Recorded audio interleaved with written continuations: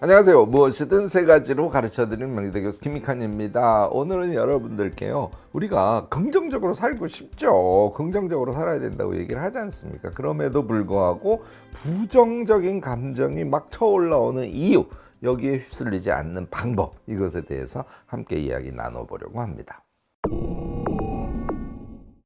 뭔가 안 좋은 일이 닥쳤을 때 우울, 분노, 불안, 이런 부정적인 감정이 파도치고요. 충동적으로 막 행동하게 되고요. 아무것도 하기 싫어지는 이런 경험 우리 모두 하고 있지 않습니까? 부정적인 감정에 휩쓸리기 싫지만요, 누가 스위치를 탁 꺼버린 것처럼 내 몸과 머리가 생각대로 되지가 않아요. 너무너무나 답답해요. 도대체 이런 감정을 어떻게 다스릴 수 있을까? 오늘은요, 부정적인 감정이 나를 지배할 때 내 몸에서 어떤 일이 일어나는지, 그리고 감정 조절을 위해서는 우리가 뭘 해야 하는지를 세 가지로 딱 정리해서 여러분들께 말씀드리려고 합니다.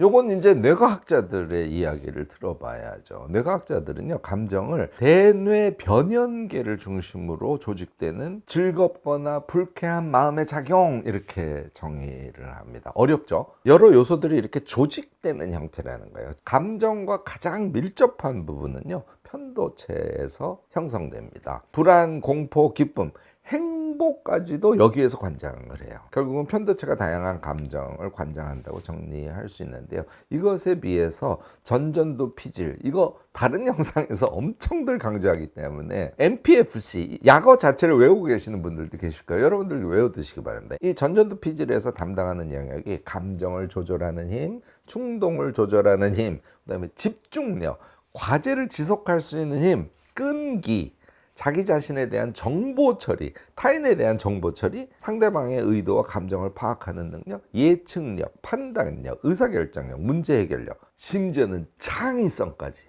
어디? 전전도 피질. 이게 엄청 중요한 곳이라는 걸 여러분들 아실 수 있습니다. 요컨대 편도체는 너무 흥분되는 상태로 만들어서는 안 되고요. 얘를 잘 안정시키고 전전도 피질을 활성화시킴으로써 우리는 감정 조절을 잘 할 수 있는 사람이 될 수 있다. 이렇게 금방 여러분들이 뇌과학에서 설명을 이해하시면 길을 찾으실 수 있는 거죠. 우리의 조절 능력을 관장하는 전전두 피질이 비활성화된 상태고 편도체는 막 활성화되어 있는 상태이기 때문에 그렇습니다. 우리 뇌는 말이죠, 위기 상황이 발생을 하게 되면 비상사태에 돌입을 하는 거예요. 그런데 뇌 작동 방식은 우리가 이제 현대사회를 살아가고 있으니까 엄청 진화됐을 것 같죠. 전혀 그렇지 않다는 겁니다. 구석기 시대의 원시인의 뇌와 우리의 현재 뇌는 동일한 구조로 움직인다는 거예요.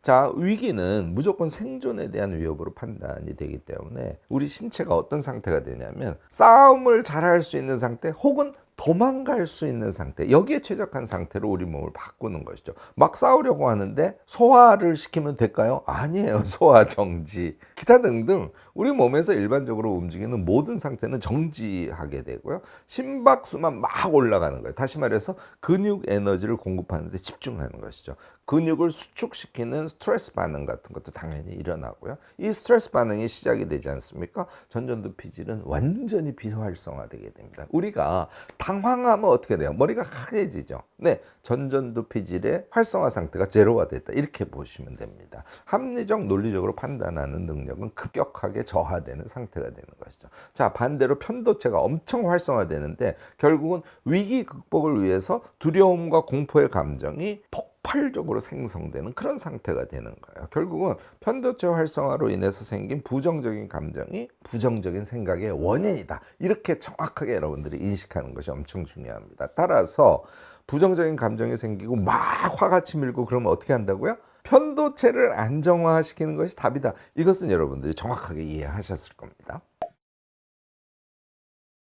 이 부정적인 감정과 생각이 스트레스 반응으로 인해서 생기는 일종의 증상이라는 거 여러분들이 아셨단 말이죠. 따라서 편도체를 안정화시켜야 된다, 전전두 피질을 활성화시켜야 된다, 이렇게 결론을 내렸어. 그럼 어떻게 하는 겁니까? 라는 질문이 당연하죠. 이거는 훈련을 통해서 여러분들이 몸에 붙이셔야 되는 거예요. 편도체를 안정화시키는 방법부터 같이 보면요. 우리가 보통 감각 그러면 오감이라고 얘기하지 않습니까? 이거는요. 오감만 있는 것이 아니라 위치 감각. 이게 이제 고유 감각이라 그래요. 예를 들어서 내 손이 이렇게 뒤로 가면 내 손의 위치가 여기 뒤에 가서 있구나 하는 거를 느끼는 감각을 의미하고요. 요거는 우리가 얘기하는 오감에 속하지 않죠. 또 내부 감각이라 그래서 심장이 튀는 느낌, 내 오장육부가 움직이는 느낌 이런 것들을 훈련을 통해서 우리가 아주 감각을 키울 수 있다는 겁니다. 우선 호흡 훈련, 그리고 지금 얘기한 감각 훈련. 결국은 자율신경계에 의해서 움직이는 우리의 몸속의 여러 기관들이 움직이고 있다는 걸 느끼는 그런 감각 훈련을 하는 게 아주 중요하다는 것이죠.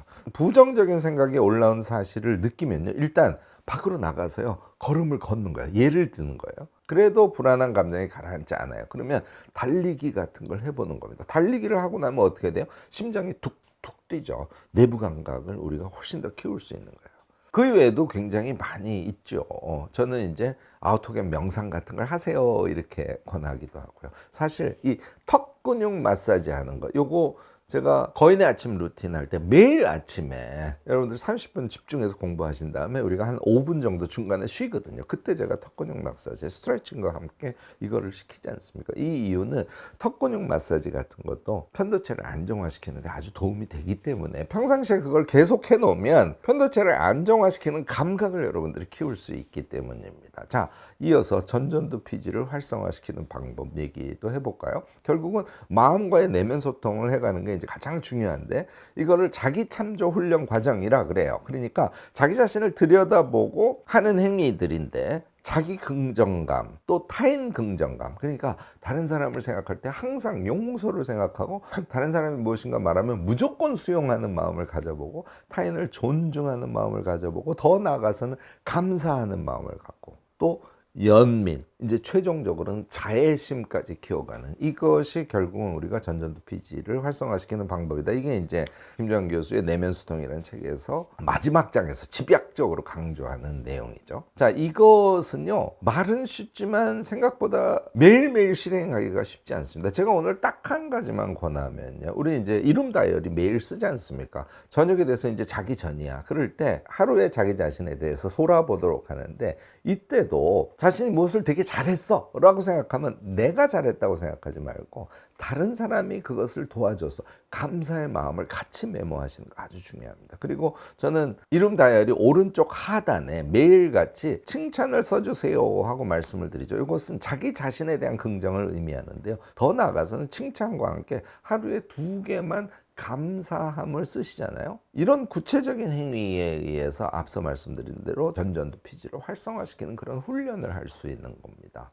우울할 땐 뇌과학이라고, 이거 정말 많이 팔린 책이죠. 여러분들도 들어보시거나 읽어보신 분들 계실 건데요. 앨릭스 코브죠. 이 앨릭스 코브는요, 외부 자극을 수용 처리하는 과정에서 생성되는 신경 전달 물질, 이 신경 전달 물질을 활용해서 감정을 다스리는 방법을 제시한 바 있습니다. 이것도 여러분들께 참고가 되니까 알아두시면 아주 좋을 것 같습니다. 우선 신경 전달 물질의 종류는 이것도 여러분들 많이 들어보셨을 거예요. 세로토닌 있죠. 이건 의지력이라든지 의욕이라든지 기분 향상시킨다든지 이런 것과 관련이 되는 거고요. 도파민 제일 많이 들어보셨을 겁니다. 쾌감 및 동기부여에 관련하는 그런 전달 물질이죠. 엔돌핀이 있죠. 이건 고통을 완화시키고 즐거움을 느끼는 그런 물질이고요. 옥시토신이 있습니다. 신뢰감, 사랑, 연대감 증진. 여러분들이 초조할 때는 작은 것부터 결정을 해서 초조함을 억누를 수 있어요. 점심 메뉴 같은 것을 먼저 생각을 하는 것이죠. 이것을 결정하면요, 노르에피네프린이라는 게 분비가 되는데요. 이 노르에피네프린이라는 것은요, 집중력을 향상시키고 불안을 감소시키는 기능을 한다는 거예요. 그러니까 작은 것을 하나 결정하고 나면 우리가 안심이 되는 그런 현상에 이런 신경 전달 물질이 관여를 한다는 것이죠. 자, 맑은 낮에 산책하기 너무너무나 좋죠. 밝은 햇빛과 산책은요, 우리 행복을 느끼게 하는 세로토닌이 분비가 되고요, 수면을 돕는 멜라토닌 분비를 촉진하는 그런 역할을 한다고 합니다. 또 사랑하는 사람하고 포옹하기 너무 좋아요. 사랑하는 사람과 포옹할 때 여러분들 옥시토신이 분비된다는 것이죠. 그래서 긍정 회로를 강화시키는 그런 효과를 갖습니다. 여러분들 자주 포옹하시기 바라고요. 특히 세로토닌, 옥시토신 요 생성을 반복시키는 게 아주 중요한데요. 의욕적인 기분을 반복하고 또 사랑과 감사를 반복하면 옥시토신과 세로토닌을 더 반복해서 분비하게 만든다는 거 아닙니까? 앞서 말씀드린 김주환 교수의 내면 소통하고 내용이 딱 맞아 떨어지는 것을 여러분들이 느끼실 수 있을 겁니다. 네, 사실 앞서서 다 답은 말씀을 드렸어요. 그런데 그 중에서 특히 제가 몇 가지 강조를 하면은요. 우선 사랑 습관 이거를 꼭 가져보시기 바랍니다. 제가요 아침에 5시에서 6시 반까지 매일 줌 켜놓고 우리 같이 공부하는 거인의 아침 루틴이라는 걸 한다고 하지 않습니까? 제일 마지막에 제가 김 교수의 5분 강의라는 걸 하는데 5분 강의를 끝내고 나면 이제 제가 시스템에서 끄겠습니다. 뭐 오늘 하루 멋지게 보내시고 내일 또 뵙겠습니다. 안녕 이러면 다 나가야 될 거 아닙니까? 사람들이 안 나간다니까요. 왜냐하면 시스템 끄고 먼저 혼자 나가는 제가 마음에 좀 걸리는 거예요. 그러니까 안 나가고 끝까지 버팅기고 있습니다. 영상 켜고요. 이게 무슨 마음일까요? 네, 타인에 대한 작은 사랑의 마음이에요. 그래서 제가 그런 것이 느껴지기 때문에 항상 여러 사람들의 사랑을 먹고 아침을 맑고 신나게 시작할 수 있는 것이죠. 그래서 제가 말씀을 드립니다. 여러분들이 저를 사랑해 주는 것처럼 저도 여러분들을 너무너무나 사랑합니다 라는 이야기를 자주 하는 편이에요. 이런 것들이 사랑 습관입니다. 사랑이라는 거는 아주 작은 데서부터 출발하는 거예요. 여러분들 앞으로 무엇을 하건 특히 사랑과 관련된 행위를 할 때는 마음속에 사랑이라고 써놓고 행위하는 적극적인 노력을 해봐 주시기 바랍니다. 이런 것이 우리에게 긍정적 생각을 잘하게 하는데 결정적인 의미를 갖는다는 것이죠. 두 번째로 제가 여러분들께 말씀드리는 것은 말석 습관이라고 제가 말씀을 드리는데요. 내가 잘나 보이려는 마음을 없애려고 노력을 하는 거예요. 상석에 가서 앉아야 내가 잘나 보인다고 생각을 할 거 아닙니까? 그래서 의식적으로 말석에 앉으려고 노력을 하는 것이죠. 이런 행위를 하는 사람은 잘 존재감이 느껴지지 않음에도 불구하고 길게 봐서 존경받는 사람이 될 수 있는 겁니다. 타인을 자주 칭찬하고 우리 말석에 앉는 습관을 적극적으로 들이면 이런 것이 다 우리의 편도체를 안정화시키고 전전두 피지를 활성화시키는데 결정적인 의미를 갖는다는 거 잊지 마시기 바랍니다. 세 번째로 제가 여러분들께 믿음 습관이라는 걸 강조합니다. 이것도요 단기적으로 보면 자꾸 잘 안 될 것 같은 생각이 들 때가 있어요. 그런데 먼 미래는 긍정적으로 머릿속으로 아주 구체적으로 상상하는 그런 습관을 길러야 되고요. 그 다음에 그 상상의 미래로 가기 위한 작은 나의 한 걸음, 이것에 만족감을 느낄 줄 알면 그러면 결국은 자기의 작은 한 걸음을 내딛으면 그것이 미래에 대한 밝은 상상과 함께 나 자신에 대한 믿음이라는 결과로 돌아올 수 있어요. 그래서 길게 반드시 될 것이다 이렇게 생각하고 잘 안 됐을 때는 그럴 수도 있지 이렇게 생각하시는 습관, 이게 이제 믿음 습관이거든요. 여러분들 적극적으로 한번 시도해 보시기를 바라고요. 실천적으로는 생각력과 문제 해결력을 키워서 이것을 평소에 수련하셔서 일상에 대응하는 게 아주 중요합니다. 이 생각력을 키운다는 것은요, 예를 들어서 이제 자기 전이 돼서 하루 전체를 머릿속으로 쭉 영화 보듯이 이어보는 그런 능력 같은 거예요. 당연히 전전두 피질이 엄청 활성화됩니다. 또 그 문제를 해결할 때 어떤 방식으로 해야지, 어떤 일정으로 해야지, 이렇게 계획과 방법과 일정을 짜는 그런 능력을 말하거든요. 이런 능력이 되면 문제 해결을 적극적으로 해갈 수 있는 겁니다. 이것도 역시 전두피질을 활성화시키는 데 아주 도움이 됩니다. 공간 위치 집중 운동이라는 게 있는데요. 이렇게 봉 잡고 이렇게 돌리는 운동이라든지 긴 막대기를 가지고 하는 운동이라든지 결국은 공간 위치에 아주 집중해 있을 때만 운동이 가능한 그런 종류의 운동을 의미하거든요. 이거는 변연계 해마, 특히 이제 공간과 감정 조절을 하는 부분입니다. 그리고 변연계 대상 피질, 이게 이제 주의력 집중 부분인데요.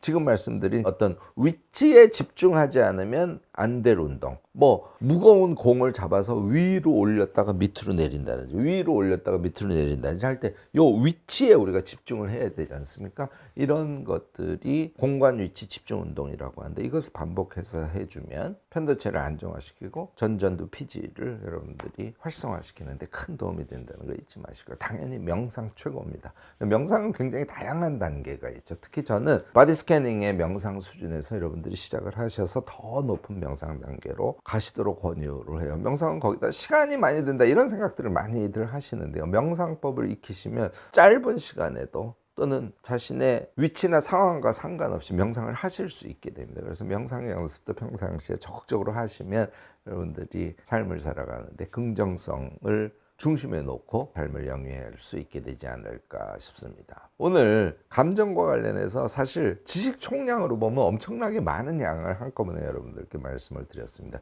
제일 중요한 거는 마지막에 말씀드린 여러분들의 연습 방법에 대한 것이에요. 한꺼번에 다 하실 수 없습니다. 그중에 2개나 3개라도 취하셔서 평상시에 계속 습관으로 붙이시기를 바라고요. 그렇게 함으로써 우리가 갑자기 막 화가 나고 갑자기 막 긴장하고 해서 자신의 능력을 제대로 발휘 못하는 그런 상황은 피해갈 수 있는 우리가 되면 참 좋겠다 생각을 해봤습니다. 오늘 제 영상에 도움이 되신다면 좋아요, 구독, 알림 설정까지 꼭 부탁드리겠습니다.